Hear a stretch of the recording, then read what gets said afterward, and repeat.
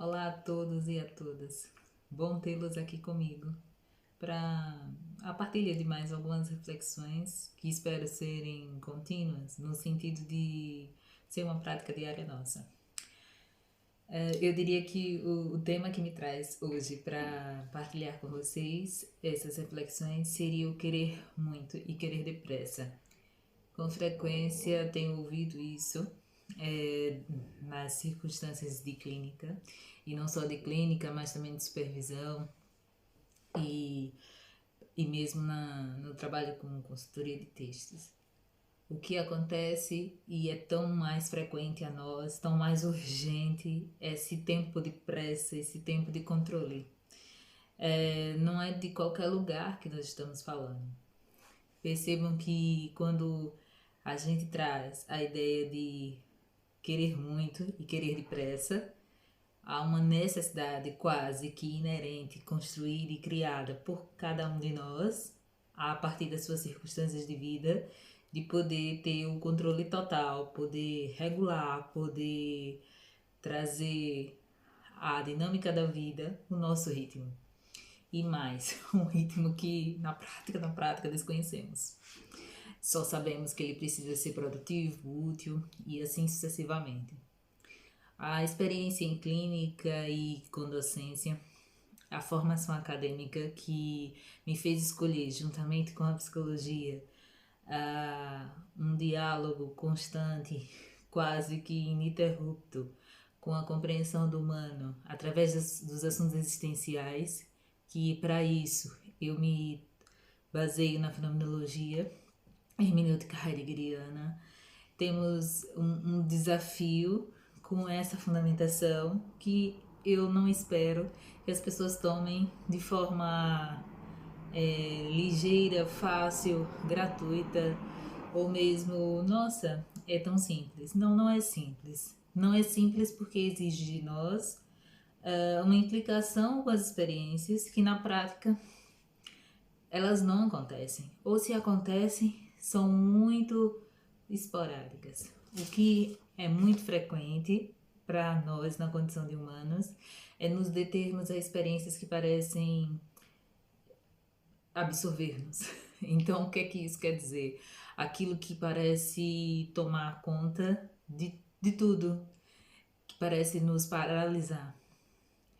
Justamente diante dessas experiências, e que pode ser a perda de um emprego, pode ser um divórcio, pode ser um adoecimento, percebam que em comum elas partilham tanto da noção de adoecimento, que é restrição, que é uma noção que o Heidegger, um filósofo que venho estudando nos últimos 10, 12 anos, traz detidamente em diferentes obras, como Seminários de Zólico, Cena e Tempo. E em Seminários de Zólico, especialmente, ele vai falar sobre essa questão da sanidade e do adoecimento como caminhando juntas, mas ao mesmo tempo como nossa tendência humana é para fechar e não para o abrir.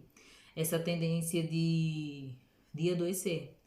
De adoecer não só fisicamente, mas aqui me atrevo a fazer a relação pela qual venho envolvida nos últimos anos, mas envolve restringir-nos em termos de como conseguimos lidar com a vida que estamos construindo. O como fazer aqui poderia ser apontado para os clínicos, o como fazer clínica, como trazer essa ajuda na medida em que somos solicitados pelas pessoas a acompanhá-las nos seus processos, mas o como fazer de cada um de nós, como fazer na dinâmica do viver. O como fazer não é natural, o como fazer não é tão espontâneo, e o como fazer não é uma operação. Somos, de alguma forma, ocidentalmente treinados a isso, a entender que precisamos fazer, precisamos agir, precisamos querer e querer muito e querer depressa, resolver. Esse caráter explicativo é muito mais opressivo do que parece, porque ele até cumpre uma função, que seria de nos situarmos no mundo, situar aquela situação, Mas nós não ficamos só com a ideia do situar, nós ficamos com a ideia de que é a resposta. Quando a gente está diante de um entendimento, um corresponder, que não estamos sozinhos, que a nossa vida não acontece isolada do mundo, nem isolada das outras pessoas, mesmo aquelas que a gente não escolhe estar em convívio com elas, ou mesmo aquelas que somos obrigados a estar, a partilhar os anos, mesmo diante disso, a gente não está num livre-arbítrio tão corriqueiramente dito como o nosso. As escolhas vão acompanhar outras que já existiram e as que vão ser dadas. E para isso não nos cabe só uma dimensão racional lógica. Cabe-nos também como estamos implicados. Cabe-nos como sentimos. Eu acho muito curioso, com muita frequência, a pergunta como se sente é tomada por quem a interpelo como deixa eu pensar racionalmente como eu penso e não como sente. O sentir nos é tão próximo quanto esse pensar racional. Ou alguns autores até se antecipam em dizer que antecedem o pensar racional lógico. Mas a nossa dificuldade é tamanha em dizer sobre o que sentimos. Primeiro que não há um treino, não há um estímulo, socialmente falando, para essa partilha do sentir, de como nos afetamos, como nos importamos. Parece que tudo isso turva, deixa a situação muito subjetiva. Ou seja, um subjetivo entendido como emocionalmente falho, entendido como uma fragilidade. Não se trata de fragilidade, se trata da condição humana. Pensamos, mas também sentimos. Pensamos, sentimos e agimos. Vejo com tanta possibilidade de mudança quando a gente admite esse querer muito e querer depressa, que eu não tenho ilusão de achar que não, a partir de agora ele vai desaparecer do meu repertório, vai desaparecer do repertório do meu paciente ou do meu aluno. Não, ele não desaparece, mas até porque nós estamos falando de uma atmosfera, de um contexto histórico, cultural que nos acompanha e que é muito regido por esses imperativos. Mas ao mesmo tempo, quando eu tenho a possibilidade e a condição privilegiada de me envolver com a tarefa humana do pensar, do compreender, sim, podendo muitas vezes contar com não só reflexões individuais, mas um acompanhamento psicológico que me possibilite essa conjugação. Quando eu estou diante desse cenário, eu tenho algo que é diferente. Eu tenho a possibilidade de me encontrar não como um objeto, não como mais um, não como essa ideia de individualidade que me desumaniza e me torna um produto, mas muito mais na condição de como é que eu existo dentro desse querer.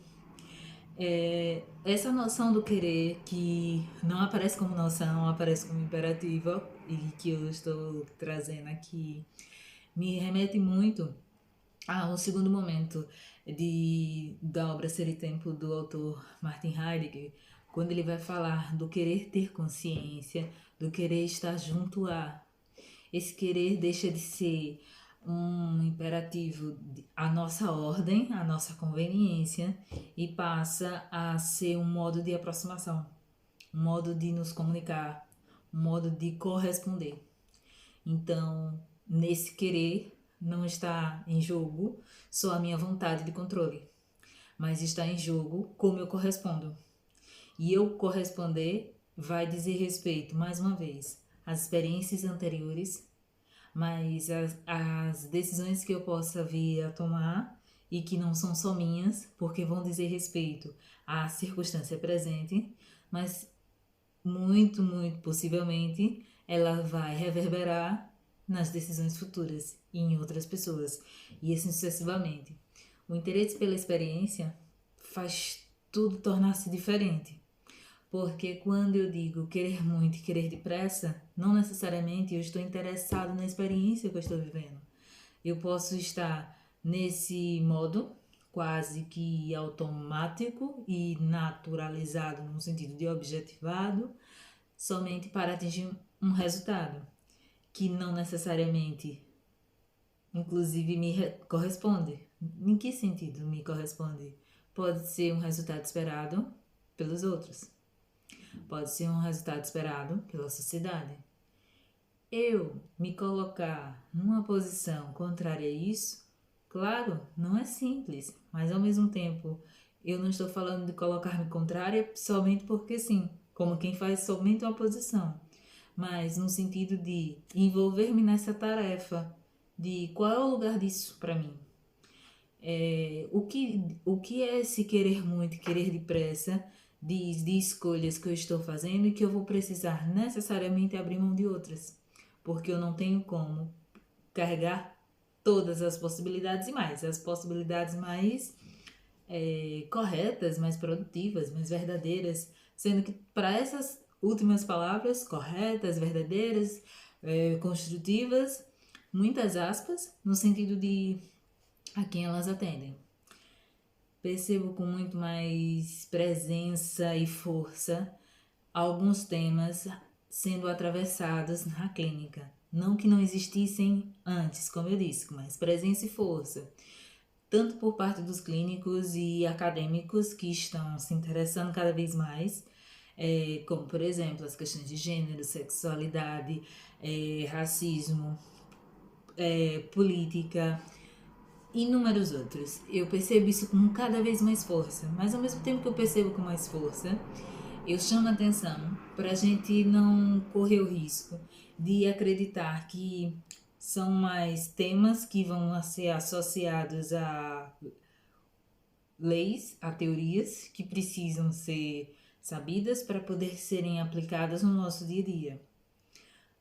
Seja para o acadêmico, para o clínico que se forma, seja para o cidadão, para o pai, para a mãe, para a jovem, para o estudante, para a pessoa que procura mudar de carreira, para qualquer uma dessas pessoas, esses temas não são os únicos temas, eles são a vida acontecendo. Cabe a cada um ter cada vez mais clareza que essa vida acontecendo, ela requer estudo. Claro que requer estudo. Ela requer uma apropriação, não no sentido de controle, mas nos aproximarmos de. O aproximar de temas como esse não faz com que nós apenas acumulemos mais conteúdo, mas faz com que exista uma maior flexibilidade, uma melhor no sentido de uma maior, mais expansiva, mais diversificada ampliação dos pontos que norteiam a vida. Volto ao início, quando eu dizia sobre situações e experiências que parecem que nos fecham. Elas nos fecham também por essa nossa rigidez em olhar para elas como sem saída e sem possibilidades. Não existem situações sem saídas, à exceção do morrer. E o morrer nos acompanha. Então, até mesmo essa circunstância, cabe a nós uma gerência no sentido de um modo de como estamos atentos no cuidado de como é que estamos fazendo essa experiência passar por nossas vidas. Nada disso pode parecer tão simples ou corriqueiro, ou exigente de vontade ou de pressa, porque quando tomamos essas referências, parece até que a gente simplifica e tira o viver, a dinâmica que corresponde o estar no mundo. Isso é para o detalhe mais bobo que pareça, como como é que eu me comporto diante de uma notícia que recebo, como eu ajo diante de uma mudança necessária e urgente. Eu tenho muita satisfação de partilhar isso consigo e agradeço a atenção.